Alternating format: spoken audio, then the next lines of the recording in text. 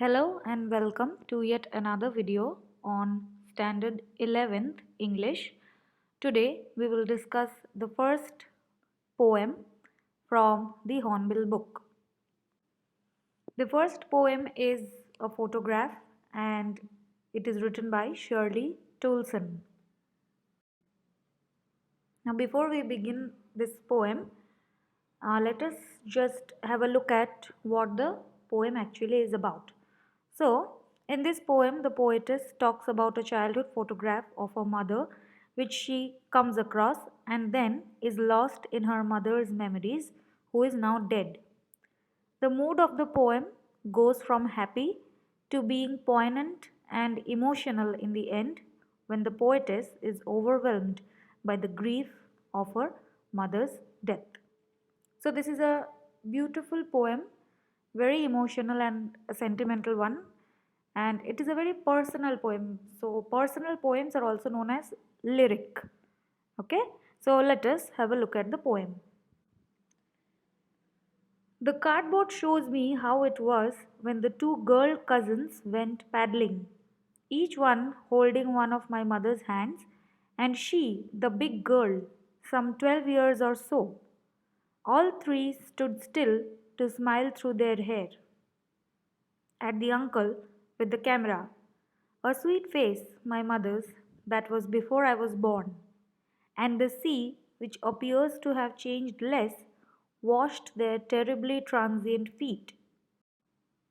Some 20-30 years later, she'd laugh at the snapshot. See Betty and Dolly, she'd say, and look how they dressed us for the beach. The sea holiday was her past, mine is her laughter, both wry with the laborities of loss. Now she has been dead nearly as many years as that girl lived, and of this circumstance there is nothing to say at all. Its silence silences.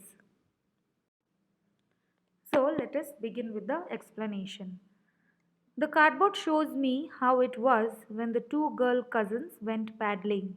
Over here, the cardboard denotes the photograph that has been pasted on a hard, thick paper.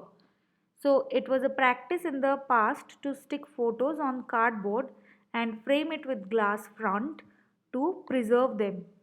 So, this cardboard is actually that photograph which has been pasted on that thick hard paper and it has been framed. So the poetess comes across this photograph, and this photograph, which is pasted on the cardboard, shows the poetess the childhood picture of her mother who went to the sea beach on a holiday. The poetess's mother, along with the two girl cousins, Betty and Dolly. So, Betty and Dolly are actually the poetess's mother's cousins. Okay, all three went paddling, that is swimming in the sea, along with their uncle. So this picture is a really happy picture which shows these three young little girls going to the sea beach with their uncle and having a nice time, a nice day. Each one holding one of my mother's hands, and she, the big girl, some 12 years or so. So, in this picture, the mother is seen standing in the middle. Betty and Dolly are standing on either side of her, and they each are holding a hand of the poetess's mother. So, the big girl mentioned here refers to the poetess's mother, who was 12 years old at that time the photo was taken. All three stood still to smile through their hair at the uncle with the camera. A sweet face, my mother's, that was before I was born. So, all the three girls, that is poetess's mother, Betty and Dolly, they stood still. That is, they posed for the picture and they did not move because moving will spoil the picture. So, they posed without moving and smiled at the camera held by their uncle who would capture the moment. So their uncle, he played the role of the photographer, and they posed to they smiled at the camera, and they wanted to capture this moment, this beautiful day, and it was a perfect moment to take the photo. So they were standing in the opposite direction of the wind, so their hair was all over their face. So what happens is when you stand in the direction of the wind, your hair, it does not come in on your face, but when you stand opposite to the wind, when it blows, your hair, it totally comes on your face and your hair becomes a mess. You have to fight with the wind to arrange your hair. So that was exactly the same case with these three girls. And as it is, that beaches are very windy, a nice breeze blows all day long on sea beaches. So similar was the case with these three girls. They were standing and the breeze, it worked through their hair and it brought all the hair on their face, and they tried to fix their hair, and through that messy hair only they smiled at their uncle who was standing with the camera, and the picture was taken. Toulson says that her mother had a sweet face at that time. Obviously, why? Because she's just a girl of 12 years old. So, children, no matter how they are always sweet. And at that time, she, that is the poetess, was not even born. And the sea, which appears to have changed less, washed their terribly transient feet. Now, see, the three girls were standing on the beach, and the ocean waves kept on coming back and forth, washing their feet. The word terribly transient means one which stays only for a very short period of time, or something that is not permanent. Here, the poetess gives a contrast between the sea and the mother. Over the years, the sea has remained the same without changing even a bit. Its waves are as fresh and shining now just as they used to be earlier. However, the poetess's mother, who was then a little girl, grew up, and now, with the passage of time, she has left the world. She has passed away, she has died. So the word transient feet shows the temporary nature of man. Feet here stands for man, in contrast to the permanence of nature like the sea. So the unchanging sea reminds us of the changes that come across human beings in their life. So this is really important. The sea, it is in contrast, that is, the sea is an aspect of nature and it is in contrast to the human life. The sea is symbolic of permanence, whereas the human life is symbolic of transience, that is, one which is temporary, one which is not there forever. So that is what the poetess is trying to say, that when mother was small, the sea was the same. When mother has died, the sea remains unchanged. There is no change at all. Some 20-30 years later, she'd laugh at the snapshot. See Betty and Dolly, she'd say, and look how they dressed us for the beach.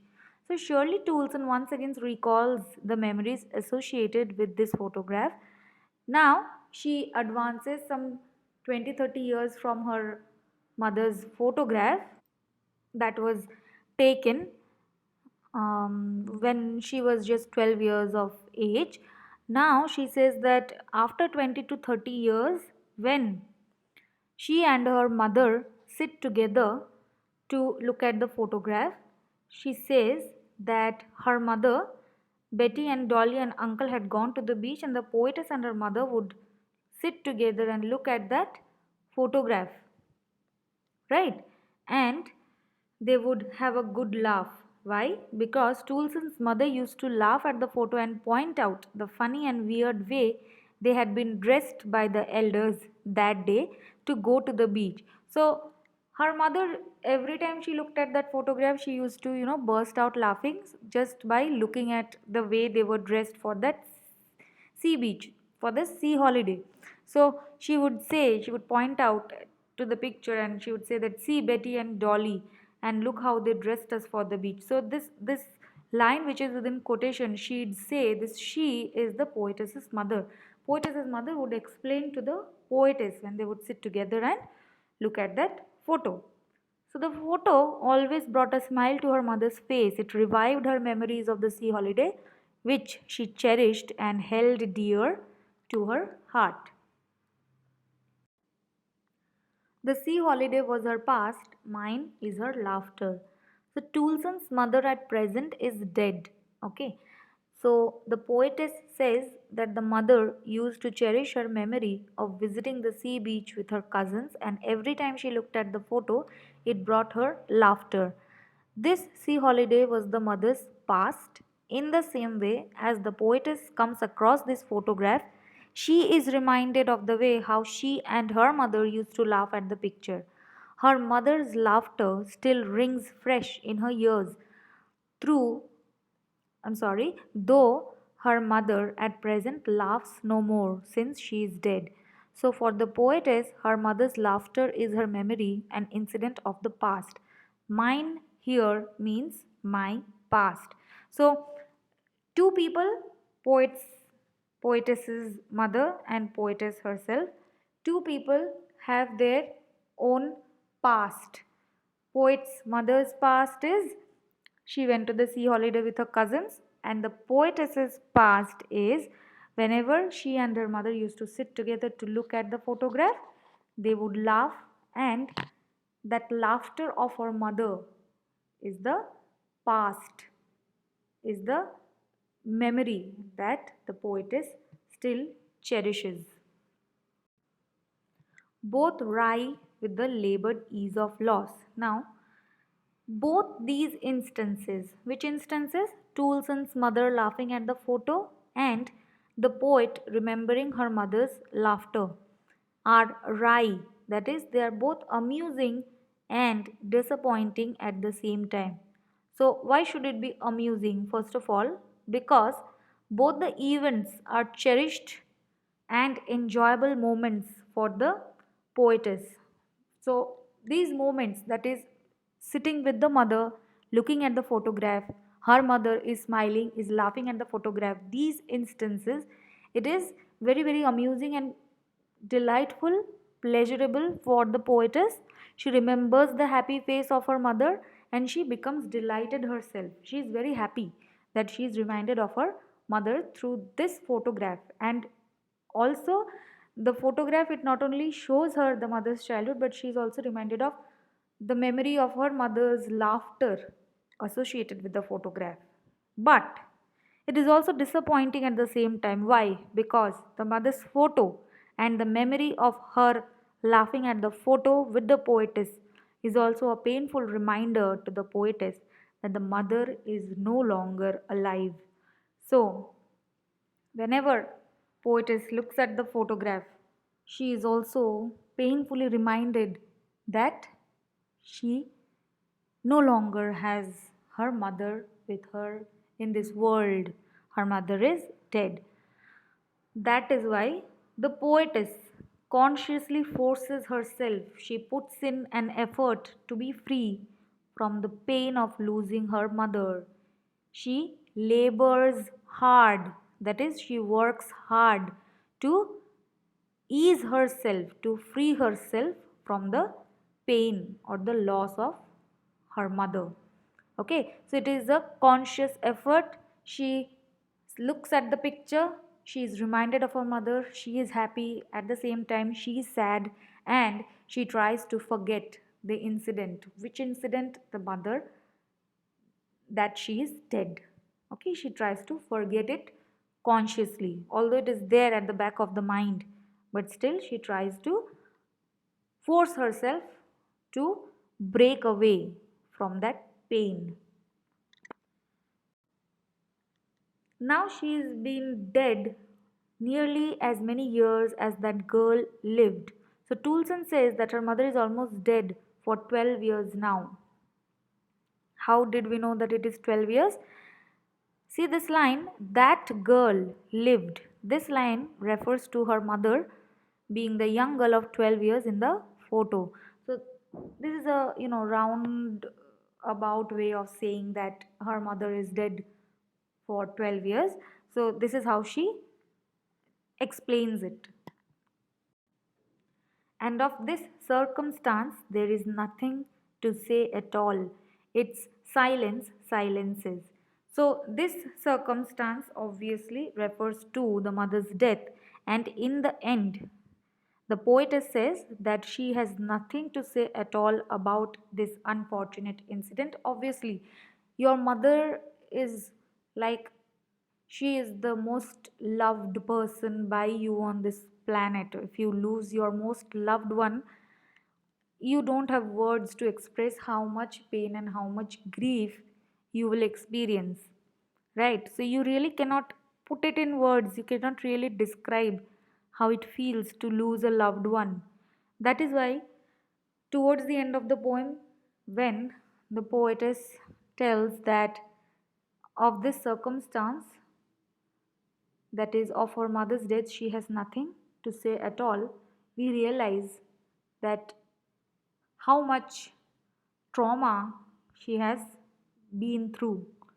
The sense of loss is so profound that it overcomes her pleasure of recollecting her mother's memories. Okay. At one instance, she was so happy to look at the photograph. She was remembering her mother, how she used to laugh. But, gradually that happiness is transformed into this immense, profound grief, that sadness, that poignance is reflected through her words. Okay. So she, you know, changes from being happy to being very gloomy in the end. So, the silence of her mother's death puts everything else to silence.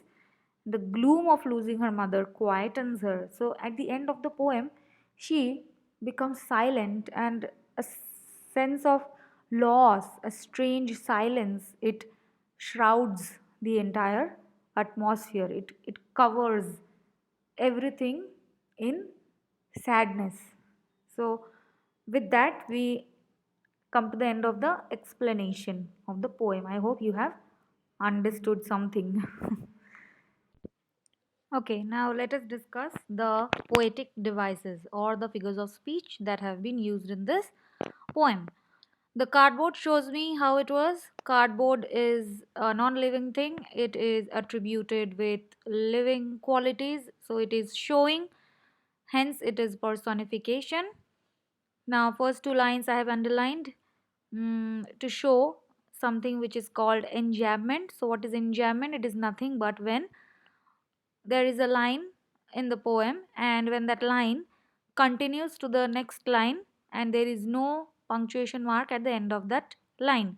So, the cardboard shows me how it was. See, after was there is no punctuation, it continues to the next line. When the two girl cousins went paddling. So that is an instance of enjambment. Again, was when W sound, the consonant sound, its alliteration. Third line, my mother, alliteration, M sound. Fifth line, underlined, that is again an example of enjambment. Why? Because this line has been continued to the next line. So stood still, alliteration, through their alliteration. Next line, my mother, again alliteration. And in the last line, see, terribly transient feet. Now, terribly transient is an example of a transferred epithet. Epithet meaning adjective. And why is it transferred? The adjective transient has been shifted from life to feet with which it is associated. Hence, transferred epithet. Also, terribly transient is an example of alliteration. Some 20-30 years later, she'll laugh at the snapshot. See Betty and Dolly. See all these lines, they are continued to the next line. They are all continuation till beach. Okay, and then again, see holiday was her past, mine is a laughter. Again, there is continuation. Both are so. And the entire paragraph, the entire stanza is an example of enjambment. And also in the last line, you will see labored ease. That is an example of oxymoron. So, what is oxymoron? Oxymoron is nothing but Two contrasting ideas when they are placed together, that is an oxymoron. For example, see, I have given you a few examples. Act naturally, alone, together, amazingly awful, bittersweet, clearly confused, deafening silence, definitely, maybe. Okay, so these are a few examples of oxymoron. And in the last stanza, finally, there is again enjambment, and in the second last line, see, there is nothing to say at all. So nothing over here is an example of litotes. What is litotes? When there is a negation in the line, it is known as litotes. And the last line, it's silence silences. There are three figures of speech in this line. Personification. So what is personification? It's. What is that it's? It's is the circumstance of the mother's death that has been attributed human qualities. Why? Because it is silencing everything. So it is performing some action. Secondly, repetition, silence, and alliteration, ss sound. So that's it with the discussion of the poetic devices. I will see you in the next video soon. Till then, do learn your lessons and thank you.